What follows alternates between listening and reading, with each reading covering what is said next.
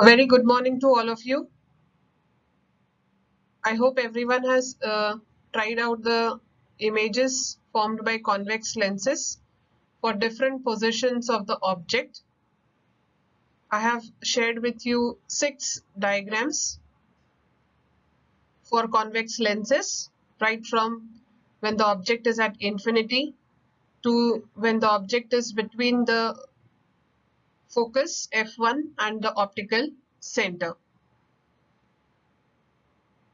I hope you all must have also noticed that as the object is brought closer to the lens, the image goes further away. At the same time, we even find that it becomes enlarged. And for the final last diagram, we got a virtual and erect image. We have also done 2 ray diagrams for concave lenses.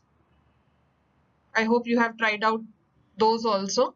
You must practice those diagrams again and again to achieve perfection.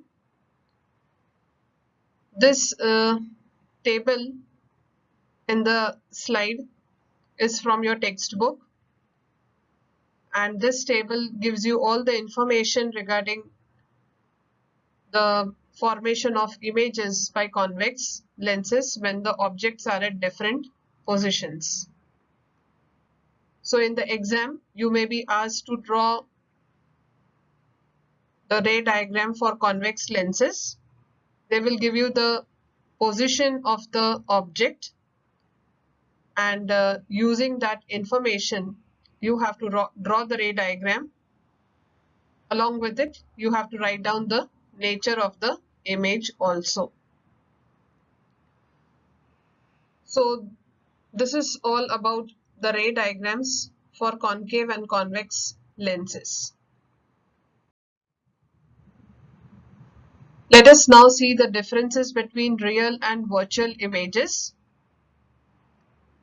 Real images and virtual images. A real image can be taken on the screen.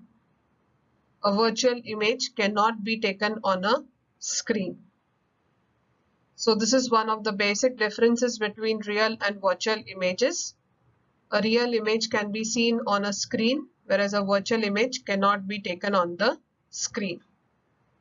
So here we have an example. You can see that the object here is the candle, and it is placed between two f1 and f1. The convex lens has been used, and according to the table, if we see if the object is between 2f1 and f1, we get an image that is beyond 2f2, and it is real, inverted and enlarged. So you can see the image which is formed on the screen. Since we can see the image, it is a real image and it is inverted also, and it is even enlarged. A real image is always inverted, a virtual image is always erect and upright. So this is also what we have studied. You can see that the image is on the screen and hence it is real and it is inverted also. Whereas a virtual image, in the last diagram, 6th one, we had seen with respect to convex lenses, how a virtual image is formed. For concave lenses also, we always get virtual image, which is erect and upright. A real image is formed when the rays of light after reflection or refraction actually meet at a point. So we have drawn all ray diagrams and we have made use of rules, and wherever the intersection is for the refracted rays, it is there where the image is going to be formed. So real images are formed due to the actual convergence of the rays of the light, because they actually meet at some point. A virtual image is formed when the rays of light after reflection or refraction appear to meet at a point. So to get a virtual image, we always extend the rays backwards and make them meet and it appears as if those rays are coming from that point. So virtual image is formed when the rays of light after reflection or refraction appear to meet at a point. So these are some differences between real images and virtual images. Images formed by concave lenses. We have drawn two diagrams with respect to concave lenses. Once when the object is at infinity, and second when the object is anywhere between optical center and infinity. So let us just go through it. We can obtain the images by concave lenses using following rules. When the incident ray is parallel to the principal axis, the refracted ray, when extended backwards, passes through the focus. So this is the biconcave lens. Principal axis is shown. Object is PQ, which is kept between 2F1 and F1. The first ray, parallel to the principal axis, after refraction diverges because concave lens is a diverging lens. But when the refracted ray is extended backwards, it passes through the focus. Second rule, when the incident ray passes through the focus, the refracted ray is parallel to principal axis. This rule has not been shown here, but instead of that, the third rule, that is the one which passes through the optical center, has been shown. And we know that the ray that passes through the optical center passes without any deviation. So the intersection point here is the place where you get the image P dash Q dash.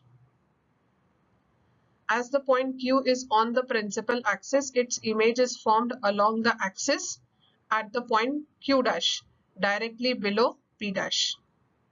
So you can see that this point Q is on the principal axis, and hence you are going to get Q dash also on the principal axis just below P dash. Thus the P dash Q dash is the image of PQ. The image formed by a concave lens is always virtual, erect and smaller than the object. So you can see here that P dash Q dash, which is the image, is smaller than the object PQ. So concave lenses will always give you virtual, erect and diminished images. So we have studied two ray diagrams with respect to concave lenses. Once when the object is at infinity, you get the image at the focus, because when the rays are coming from an object which is at infinity are parallel, and after refraction they diverge, but when you extend them backwards they all meet at one point, that is F1, that is the focus, and the image is formed at the focus, which is a point size image, virtual and erect.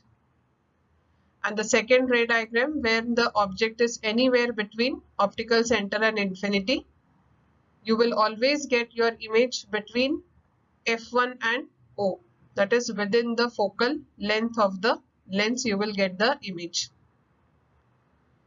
So always between optical center and the focus F1, small, it's going to be diminished, virtual and erect images.